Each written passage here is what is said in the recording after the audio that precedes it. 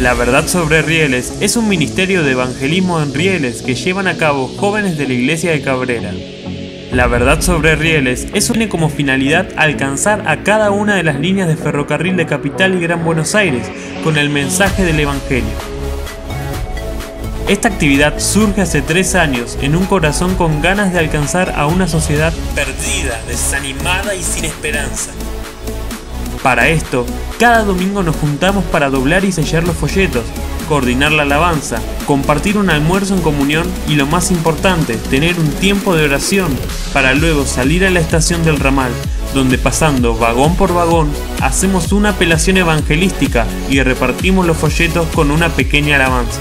Con esto queremos transmitir el mensaje de salvación a todo pasajero de cada ramal, ser de bendición a cada iglesia cristiana evangélica de los hermanos, pero también animar y desafiar a las nuevas generaciones a que juntos salgamos a levantar la bandera por causa de la verdad a una sociedad que se está perdiendo, una generación no alcanzada, porque hay un calvario que divide la historia antes y después de él.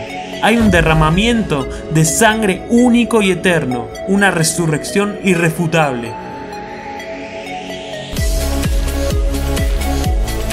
Tenemos un glorioso Salvador, Cristo Jesús, y está viniendo a buscarnos.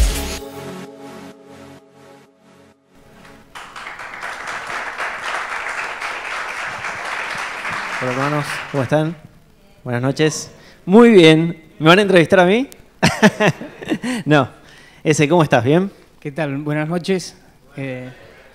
Mucho gusto y gracias por la invitación. No quieren pasar mis Bernabés, pero bueno, la verdad que es un privilegio y un gozo también el poder estar compartiendo esta tarde, noche, ¿sí? Acá en IBG. Bueno, buenísimo. Seguramente muchos de ustedes no lo conocen, yo tampoco lo conocía, lo había visto en el Facebook. Me asombré porque al momento de buscarlo, bueno, en el ministerio, no, si bien aparecen sus fotos, no hay mucha información de él. Cuando uno se mete en su Facebook, se da cuenta de, bueno, de su ocupación y todo lo que vamos a ir hablando ahora, un poquito para conocerlo. Primero vamos a hacer unas preguntas personales, más que nada. ¿Cuántos años tenés? 30. 30 años. Contanos, ¿cuál es tu ocupación? ¿A qué te dedicas? Bueno, prácticamente hace 12 años que sirvo, pertenezco a una de las fuerzas del país, soy suboficial del ejército. Inicié como soldado voluntario y bueno, por la gracia del Señor fui pasando el tiempo y se me da la oportunidad para rendir y ascender a suboficial. Estuviste sirviendo en otros países, ¿no? Sí, en mi segundo año como soldado voluntario fue de alguna manera seleccionado por Naciones Unidas para formar parte en Cascos Azules y realizar una de las misiones que es en Haití como misión de paz. Bueno, esas fotos las van a poder encontrar en el Facebook de él, donde está, bueno, con su, ¿cómo se llama? Uniforme y allí rodeado, ¿no? Ayudando a las personas, muy lindo. ¿Y cuál es cómo llegás a Cristo? ¿Cuál es tu testimonio que le puedas contar a todos? Bien, le decía a Chiche, ¿sí? Que quería hacer énfasis en algo muy clave, digamos, en mi tiempo, digamos, de conversión, que es una mamá orando, es decir, 24 años, una mamá orando por alguien que en este caso es su hijo, por la conversión de él, ¿no? Y viendo que hay madres, animo, ¿sí? A ellas que el Señor es fiel a las oraciones de ellas, ¿sí? Tanto a su esposo y a ella también, el orar fervientemente por los hijos. Una vez que me incorporo al ejército, después de haber pasado, digamos, el maltrato familiar, porque justamente es un yugo desigual, mi papá, pero sí una madre fiel al Señor, me incorporo al ejército y dentro del ejército comencé a dar los primeros pasos como soldado y bueno, después de haber sido seleccionado para ir a formar parte de Cascos Azules, realizar una misión de paz, siempre estuve el odio y el rencor para ese padre que nunca trataba a su madre y a sus hijos como realmente muchas veces Dios lo establece en su palabra, ¿no? Fue de alguna manera lo que me llevó también a comenzar a ingerir alcohol y demás, llevar una vida como Isaías 53 bien lo dice, nos descarriamos todo como oveja, es decir, uno vive la vida como quiere, ¿sí? Sin que nadie le diga nada. Luego de haber venido de ahí, después de pasar el terremoto del 2010, que fue 2 días antes de volvernos, nos agarró allá, un 0 kilómetro que me duró 5 meses, 2 accidentes automovilísticos.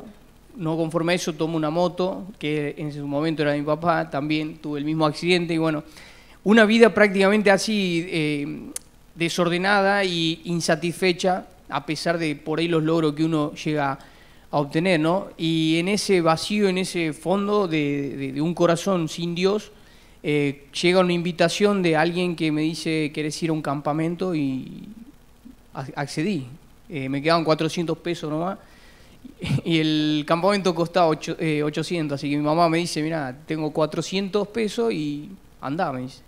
Y me fui con eso, pagué y bueno, al segundo día del campamento, en un sketch de la iglesia perseguida, digamos, donde militares maltrataban gente y querían matar a través de que negaran su fe. Y bueno, y en ese sketch fui realmente conmovido porque, claro, el ver que ese Dios que muchas veces me habían hablado, que escuchaba, que quería que actúe en mi vida, que la cambie, que la transforme, no podía ser sin pasar por la cruz del Calvario. Porque, claro, uno se ve ante la ley que mencionaba Chiche, tan miserable, tan indigno, culpable, sin lugar a duda, y con un deseo de ser justificado. Un deseo de que ese Dios tan grande y temible pueda declararme inocente, sin mancha, a pesar de todo lo que había hecho. Entonces abracé el paracaídas que mencionaba Chichi, así que fue muy clave las ilustraciones que mencionaba, porque de hecho es así, uno si no toma el paracaídas realmente en su vida, se lo coloca y se lo pone, y vive con ese paracaídas, no es posible. Algo para destacar entonces, como nos mencionabas, era la oración de tu mamá a favor de su hijo. Y nos motivaba hace un momento a que las mamás estén orando de continuo por sus hijos, porque Dios obra en salvación a favor de los hijos y de las mamás que están clamando a Dios por ellos. Sos un soldado que sirve a la patria y un soldado celestial, un soldado que sirve al reino de los cielos también, ¿no? Una de las frases que justamente nunca me voy a olvidar, porque fue la segunda semana de enero del 2013, mi conversión, un día miércoles, 11 menos cuarto de la noche.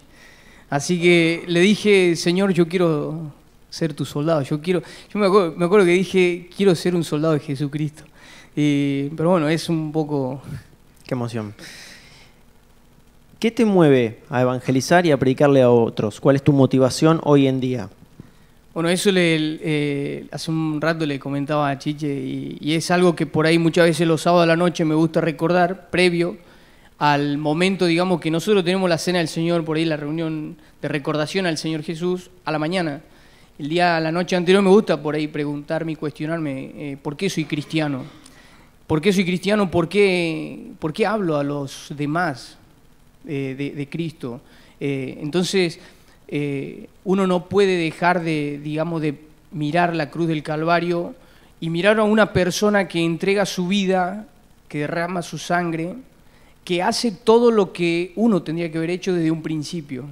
Es decir, la santidad que Dios había establecido, que yo la tenía que tener, la perdí, pero sin embargo Él la tuvo. Llevar una vida íntegra, como Dios la determinó desde un primer momento, que la tendría que haber hecho así, Él la tuvo, yo no lo pude hacer. Es decir, mirar todo lo que Él hizo, que yo lo tendría que haber hecho y no lo pude hacer, porque claro, dice Isaías 64 que son nuestras obras y por todo lo que nosotros hagamos son como trapo de inmundicia delante de Dios. Pero cuando uno mira a Jesucristo, la cruz del Calvario, ve a esa persona, o sea, uno pareciera ser que es estimulado a partir de ahí, de donde uno ve y apropia a esa persona que hizo algo por él. No sé si me explico. Sí. A partir del hecho de que nosotros te vemos como predicando en los trenes, como vamos a ir viendo ahora en tu testimonio, ¿Cuál es el grupo de personas al que más te cuesta llevar el Evangelio? Bueno, eso es la verdad que cuando uno sobre todo ve el tren y comienza a predicar, tal vez a hablar de un mensaje que muchas veces rechaza, esta sociedad, yo me podría centrar en el Salmo 14.1 que dice el necio en su corazón, no hay Dios. Y yo creo que a todo le debe pasar, no solamente a mí, el intentar evangelizar o hablar a alguien que dice, para mí Dios no existe. En mi vida no necesito de Dios. En mi vida yo no lo quiero. Entonces esa persona que justamente es la necia, el necio o necia de corazón, es decir, que dice yo a Dios no lo necesito. Entonces ese es el perfil de esa persona que es muy difícil. Y uno no puede dejar de compungirse, no puede dejar de sentir la angustia del solo hecho de saber que esa persona tiene una condenación, ¿sí?, eterna. La palabra de Dios hace realidad en cada una de las vidas que tenés enfrente. Y en cuanto a la familia, los amigos, compañeros de trabajo, en ese ámbito, ¿cómo te manejas? Vengo de una familia realmente incrédula que tiene que ver con lo que acabo de decir, constantemente rechazando lo que hizo Jesucristo por cada uno de ellos. Y es muy difícil porque también a la vez se centran en una negación, digamos, de mismo orgullo, un egoísmo, una soberbia que rechazan la gracia de Dios. Ahora, no por eso uno va a dejar de hablar, porque podemos también, como alguien ya dijo, predicar mientras podamos y hablar si es necesario. Donde en el entorno familiar o laboral tiene que ver el testimonio. Y indudablemente eso va a hacer que la persona llegue un momento que va a recurrir a esa noticia que tenemos, va a pedir. No sé, hace un momento le contaba algo que tiene que ver con la eternidad, ya que se mencionó. En mi trabajo, hace no más de 10 meses, un ex jefe de gabinete de una gestión de un gobierno anterior toma la decisión de matarse en su despacho. Y claro, el momento del suicidio es diferente, como se decía, del momento de vivirlo y el momento que uno pone como ejemplo. El momento que va a vivir, esa persona me dice, mirá, yo me quiero matar, he tomado la decisión de matarme porque, y hacía énfasis en la responsabilidad que tenía, en la insatisfacción que tenía a causa de vivir constantemente todo, digamos, su trabajo, carrera. Una persona con auto, con dinero, las tarjetas de crédito que se le ocurra, pero una vida insatisfecha, donde toma la decisión de matarse. La pregunta que le hago en ese momento es, ¿a dónde te vas? Es decir, si ahora vos te morís, ¿estás seguro que Dios te va a abrir la puerta al cielo? Previo a eso le digo, te doy la pistola para que te mates. Entonces la persona, el apuntar a la eternidad, después de ver todo un testimonio, tal vez él de mí, y se me abre esa puerta de poder hablarle, se le apunta a la eternidad. Y él extiende la mano derecha, me toca el hombro izquierdo y me dice, querido, yo no tengo seguridad de nada. Entonces ahí ve una persona que queda desnuda, ¿sí? Queda prácticamente delante de Dios y con la necesidad de un Salvador. Expuesto, queda expuesto. ¿Y cómo surge este ministerio? Desde tu conversión hasta hoy que estás en las calles proclamando las verdades. Algo que hacía énfasis hace un momento con Diego es el hecho de servir en la congregación. Muchas veces nos convertimos, tomamos decisión por Cristo, comenzamos nuestra vida cristiana y surge el deseo de servir. Y yo no es algo que yo lo tuve desde un momento al otro, sino el solo hecho de haber servido a Dios en la congregación en la carne, es decir, haciendo algo con mi propia fuerza, haciendo algo porque quería hacer, pero no era realmente lo que el Señor quería. Y eso es algo que nos debe llamar la atención, el preguntarnos genuinamente qué es lo que realmente el Señor quiere que hagamos. Y justamente es algo que también recalcaba, el servirle al Señor produce gozo, alegría, Es decir, hay algo, una armonía que lo lleva al cristiano que sirve de amar más a Dios. Entonces surge a partir después de eso, de tomar un tiempo de ¿qué? Pedirle al Señor qué es lo que realmente quería que haga. Y nunca me olvidé porque fue una noche anterior que a Juan les mando un mensaje y bueno, salgamos al tren. Y me acuerdo que Juan se anima ahí con su folleto y bueno, vos repartís folleto y yo hablo, le digo.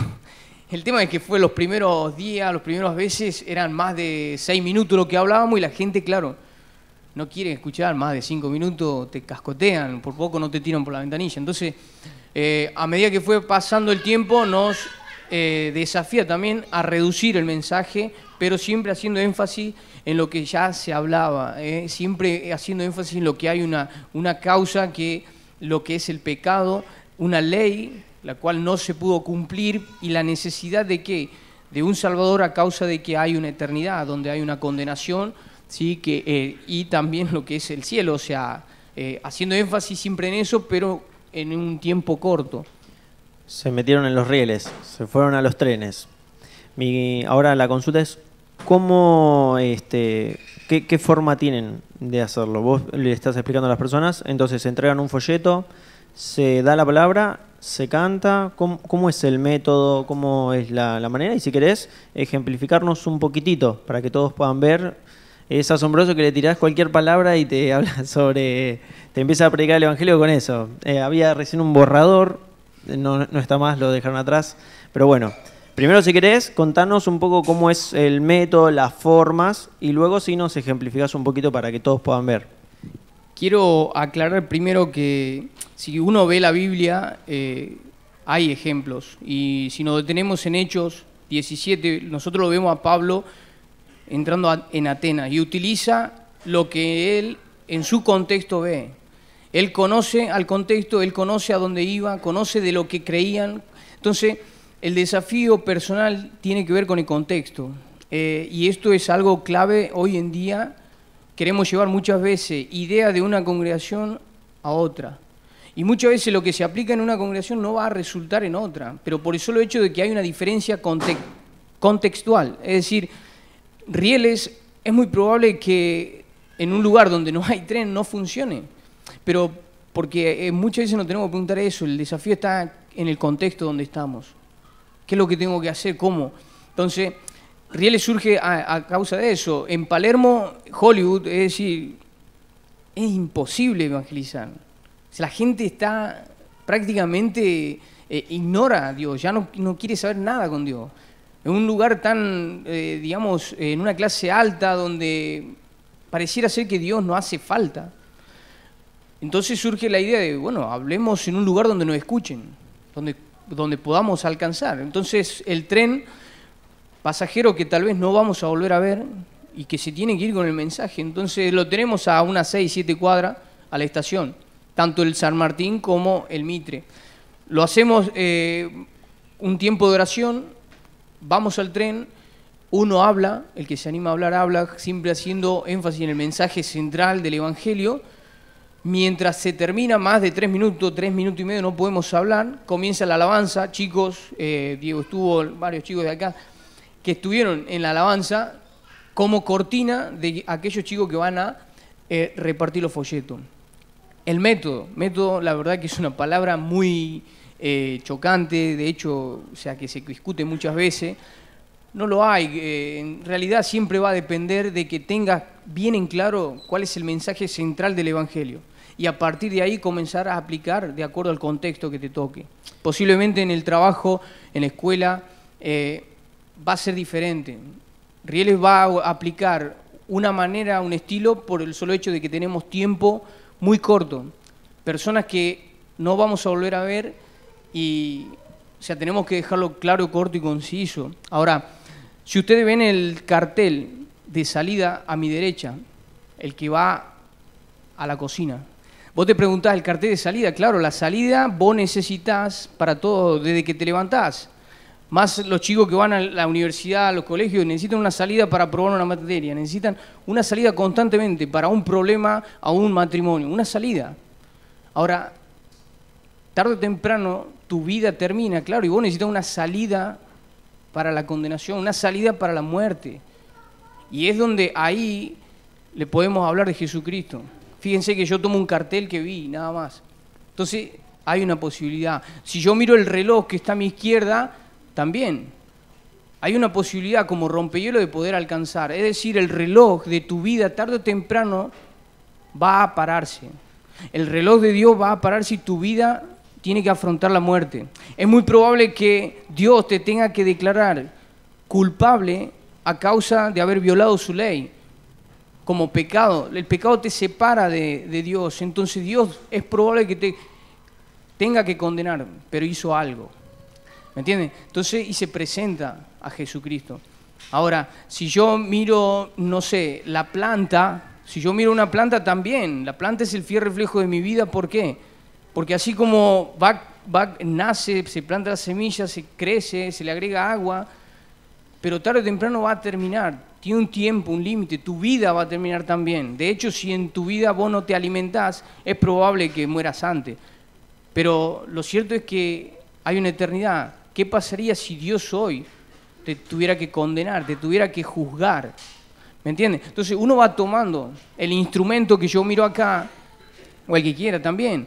Es el reflejo de tu vida. ¿Por qué? Porque necesita, así como ese instrumento necesita los acordes, necesita las notas para sonar bien, alguien que sepa. Entonces tu vida también necesita de alguien que coloque las notas adecuadas, que coloque el sonido adecuado para que pueda sonar bien. Y eso es Dios. Ahora, tu vida muchas veces suena mal, tu vida muchas veces tiene una nota que no es agradable al oído, por el solo hecho de que vivís una vida en pecado, que te separa de Dios. Entonces, fíjense que podemos tomar ejemplos tan, insignificantes para poder compartir el Evangelio. Rieles toma eso, ha tomado, no sé, tacho de basura. Creo que lo más feo fue tacho de basura porque de hecho había un pañal adentro. Y los días de lluvia utilizábamos paraguas. Bueno, había veces que no teníamos con qué, y bueno, le pedía la mochila a los chicos. La mochila, cuando tomamos una mochila, el peso de la mochila depende del peso que vos le pongas. Entonces, el peso más grande que tiene la persona en su vida, en la mochila de su vida, es el pecado. Entonces, necesita quitársela. Y Jesucristo dijo: venid a mí, todos los trabajados y cargados, y yo os haré descansar. Entonces, son pequeños rompehielos que uno tiene, pero el mensaje es el mismo. El mensaje siempre es el mismo. Lo pueden buscar en internet, hay muchos ejemplos, hay muchas grabaciones. Creo que el de la mochila está, me parece. Sí. Y también del momento de alabanza, del momento en el que se reparten los folletos también. ¿Cuáles son los peligros o los miedos que uno puede tener allí en el tren al momento de predicar el Evangelio frente a todas las personas que están en su diario andar, frente a vendedores que seguramente te van a interrumpir? Bueno, contanos un poquito. Sí, los miedos tal vez o barreras que muchas veces pensamos, yo en lo personal siempre coloco eso como, digamos, prioridad antes de salir, porque son los motivos de oración que uno va a tener. Y en el caso de Rieles tiene que ver con los vendedores ambulantes, tiene que ver con los inspectores de las líneas, y creo que va a ser muy angustiante el día que me entere o que nos digan no lo pueden hacer más. Y creo que eso va a ser algo que nos vamos a preguntar: ¿a dónde vamos, Señor? Porque realmente es muy difícil. Los vendedores ambulantes han sido algo que nos ha llevado a los pies del Señor de una manera increíble, para que Él pueda mover el corazón en el tiempo que vamos y podamos por lo menos, al menos 4 minutos, poder hablar. El domingo nos pasó que fue Chiche con Damaris, fueron y hicimos seña al inspector del vagón para poder hablar, y me dijeron que no. Entonces uno también debe sujetarse a la autoridad muchas veces en ese contexto, porque podría ir y empezar a reclamar en carácter de manifestante y exigir cosas, pero tal vez la voluntad del Señor también fue que pasemos de vagón, ¿me entienden? Nos bajaron una vez del tren, pero entendimos que era del Señor, porque en ese tren que veníamos había poca gente. Y cuando nos bajamos, esperamos el otro y el otro venía lleno. Y lo pudimos hacer de manera totalmente de libertad, o sea, en libertad. ¿Me entienden? Entonces es un poco también un desafío de eso, ¿no? La mano soberana del Señor obrando. Nos gustaría seguir preguntándote un montón de cosas, el tiempo no nos lo permite, pero sí dejanos como un compromiso que toma la congregación, cuáles son los motivos de oración y cómo podemos también ayudar, cómo podemos ser parte, cómo te podemos contactar. Creo que la mejor, digamos, colaboración, ayuda, mejor ofrenda que puede uno hacer es la oración. La oración no solamente por Rieles, sino por todos aquellos que tienen esa responsabilidad de salir a predicar, a hablar del Señor. Es decir, la oración por esas almas que ya han escuchado, esas personas que ya se le ha hablado. Y orar por ello, ¿sí? Por los perdidos, orar por una Argentina realmente que está viviendo tiempos difíciles y orar justamente para que podamos y que el Señor pueda levantar evangelistas, que pueda gente que se anime a hablar el mensaje puro del Evangelio. Bueno, si me permiten, y no sé si estarán de acuerdo, invitar a los ancianos para que puedan orar por este ministerio, acompañar en oración a Ezequiel. Si les parece, Alberto y Dani, si pueden venir, y tenemos una oración y seguimos con el programa, ¿está bien?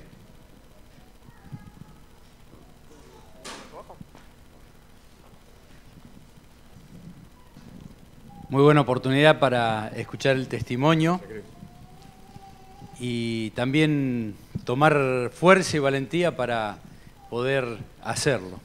Así que vamos a estar orando por ustedes para que el Señor los bendiga en este ministerio y también que muchos más se puedan unir de la iglesia de ustedes y de otras iglesias. Así que les invito a que nos pongamos de pie y podemos orar por este ministerio. Oramos.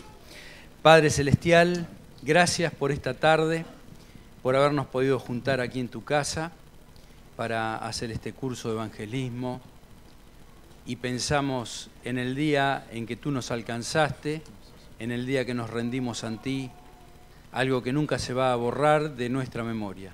Bendito Padre, gracias por la salvación que tú nos has regalado. Y ahora, Señor, te queremos pedir por Ezequiel, por sus hermanos que están trabajando en este ministerio sobre rieles, predicando en los trenes. Oh bendito Padre, las fuerzas del enemigo que están ahí, la mayoría, Señor, que no te tienen, pero tú eres el dueño de esas vidas, tú eres el Señor de señores, Rey de reyes. Bendito Padre, todo está en tus manos. Pedimos que bendigas este ministerio, que también en este momento, Señor, podamos cobrar fuerza, valentía, pensando que el Evangelio es poder tuyo para salvación. Bendito Padre, cuántas veces tenemos oportunidad de poder hablar de ti y por ahí nos callamos. Oh bendito Señor, ayúdanos a ser valientes, poder pensar que si un día alguien no nos hubiera hablado de ti, no te hubiéramos conocido. Bendito Padre, gracias por nuestros hermanos, bendícelos, prospéralos, también su congregación, y oh Señor, que esta sea una oportunidad para que muchos podamos ser tocados por tu Santo Espíritu y que nuestras lenguas, Señor, nuestra boca, se abran para predicar las buenas noticias de salvación. Te damos gracias por tu amor y misericordia. Te damos gracias porque todavía das oportunidad para que el ser humano venga a ti. Bendito Padre, te damos la gloria y la honra. Lo hacemos en el nombre del Señor Jesús. Amén. Oramos, hermanos. Padre amado, te damos gracias por estos momentos. Gracias porque podemos ver, Señor, tu dirección, tu guía, tu voluntad. Gracias, Padre Celestial, porque podemos ver a este grupo de jóvenes, Señor, en este ministerio, para tu gloria, para tu honra. Señor, cuán tremendo es saber que el ser humano está perdido y que cada uno de nosotros, lo que un día hemos conocido, te hemos conocido, poder transmitirle, poder avisarle en la grave situación que se encuentra.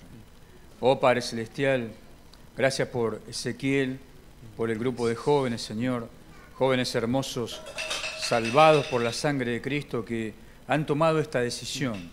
No es fácil estar ahí en un vagón de ferrocarril y ponerse a hablar de Jesucristo. No es fácil. Cada uno de nosotros tenemos que reconocerlo. Somos cobardes y lo asumimos. Pero, Señor, tú levantas a tus siervos, Señor, que tú designas para esa tarea.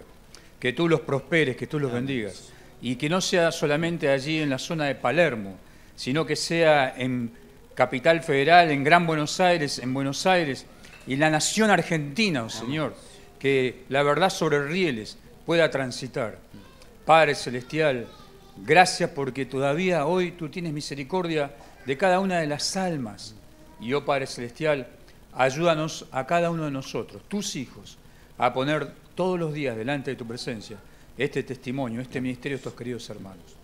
Gracias porque tú, oh Señor, nos das, Señor, ejemplo de, oh Padre Celestial, de hablar, de testificar estas buenas noticias. Hay tantas noticias malas que todos los días nos están bombardeando, Señor. Y, oh Padre Celestial, conocemos la verdad. Y, oh Padre Celestial, ayúdanos a transmitirla. Ayúdanos, Señor, a presentar a Cristo y como el Salvador del mundo. Gracias por estos momentos. Bendice a nuestros hermanos. En el nombre de Cristo Jesús. Amén. Amén. Señor.